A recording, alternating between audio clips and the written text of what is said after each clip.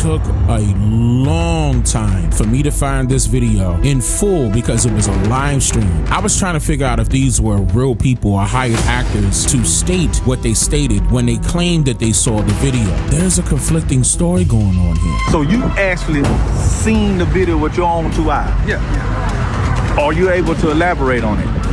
Yeah, As much, oh, well, come on then, okay. On the video, you can see So that's six. those four that actually was involved, and maybe about 3 or 4 others that was with them, that was with them, that was with them, that was with them. Now, I feel as though this is important because based off of what they claimed that they saw in the video, they were able to see the video. Based off of what they claimed that they saw in the video, there's a conflicting story going on here. Now, this is alarming. Now, that's not to say that Carmelo didn't do what he did. I'm not saying that at all, and neither are they. But they're explaining how, based off of what the video is displaying, is that he was acting in self-defense. So I'm getting ready to play this now. Of Austin Metcalf and Carmelo Anthony, and they're going to speak to that. They're going to speak to exactly what they saw when they introduced their public information request. And I think that you're not going to be surprised by what they saw, but we want to make sure that we get this information out to the public. So we'll start with T. Sturdy. Hi, my name is actually Tony Sturdivant. Again, I was one of the ones that saw the video. It's kind of bewildering that it doesn't align with the testimony that was presented.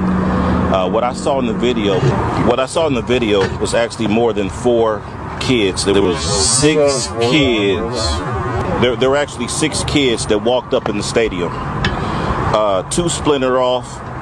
4 went directly to Carmelo Anthony. And there was a brief conversation. You're gonna have to start over, sorry. All right. Start over? Yeah. That's clean. Let's start from the beginning. Keep your voice up. All right. Yeah, so again, my name is Tony Sturdivant. Whoa. He's instructing him like he's telling him like he has to follow a script. The guy with the bow tie, keep your voice up. Like he's following the script. Now go ahead. Now start over. Giving him instructions. This is supposed to be a natural occurrence. You're not supposed to be guiding a person into how they're supposed to give their take at a so-called press conference. You're not supposed to be doing that, especially when you have a live mic. Is that the reason why we're only seeing clips of this? Interesting. See, this is the reason why I wanted to see the full video, and I have the full video. Yeah. That's clean. Let's start from the beginning. Keep your voice up. Yeah, so again, my name is Tony Sturdivant. I was one of the individuals that put in a FOIA request to see the video. What I saw was starkly different from the testimony that I heard given in the trial. There were 6 kids that walked up, 2 splintered off. I guess that part of, was introduced in the trial where they went to deflect the coach. The other 4 walked directly to Carmelo Anthony. There was a brief conversation, I say maybe 20, 30 seconds, and from there, a scuffle ensued. It didn't last long.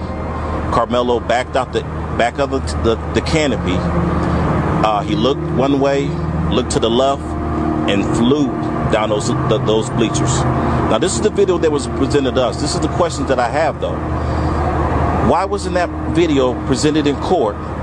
And is it the true video? Because again, it's starkly different from the testimony given in the trial. Carmelo Anthony flew down those bleachers, fell at the bottom of the bleachers, got up, took off. It was maybe 2 or 3 kids that you can see kind of give chase, but Carmelo was gone, so they weren't even going to put a finger on him and touch him. Again, there was a scuffle that ensued at the top of the bleachers. And Carmelo got it there. But I don't know why that was not brought up in court. I don't know why that was shown. I don't know if the ISD gave us a bogus ass video. I don't know, but that's what I saw.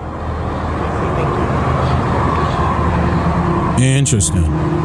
Hello, everybody. I'm an advocate for Carmelo Anthony. My name is T. And when I went to see the video, they ask if you want to see it from either 2 minutes before the stabbing or 11 minutes before. The information, I don't know why they're trying to abbreviate their names. Well, she said that her name is T. According to what I have, they're saying that her name's, I don't know why they're not trying to state their names here, because I feel as though this is very important. If you actually saw something totally different and you're going to tell the public what you saw, also, I don't think you should be abbreviating your name or try to hide your identity. This is very important. Hello, everybody. I'm an advocate for Carmelo Anthony. My name is T. And when I went to see the video, they ask if you want to see it from either 2 minutes before the stabbing or 11 minutes before. So I chose 11 minutes. From the moment she pressed play, Carmelo Anthony was already sitting up underneath that canopy. And he was sitting there for at least 8 to 9.5 minutes. You see, well, I saw a boy in a black hoodie go over to him first, and then they left out of the tent. And then you see coming across the field was another 6 boys. When they got to the bleachers, one, he went out of frame, and the other one sat at the bottom. But the remaining 4, they went directly to Carmelo Anthony. And like T said before, it was a brief conversation, and then all you see is commotion. And we know from the interviews that Hunter did, we know that Hunter was, in fact, up underneath that tent. The next thing you see, you can see Carmelo in the midst of them assaulting him. You can see Carmelo trying to back out, but he gets pulled back forward. The next thing you see is Carmelo, he comes shooting out the back, but he's still not standing. And he had to like kind of crab crawl backwards, and he had to like jerk away from them because they still had a hold of his hoodie. He goes up a couple bleachers and he's looking around for which way to go. He runs diagonally down the bleachers and then he falls. At the time of him falling, that's when I noticed another 3 boys coming down the bleachers chasing after him. But once Carmelo got up, he took off. You didn't see him for the rest of the video. At no point in that video do you see Hunter holding his brother. At no point in that video do you see those boys ever going back to the tent and sitting down. That was all a lie. And I also have questions. I don't know how the defense did not play that video. Because when you see that video, it was self-defense.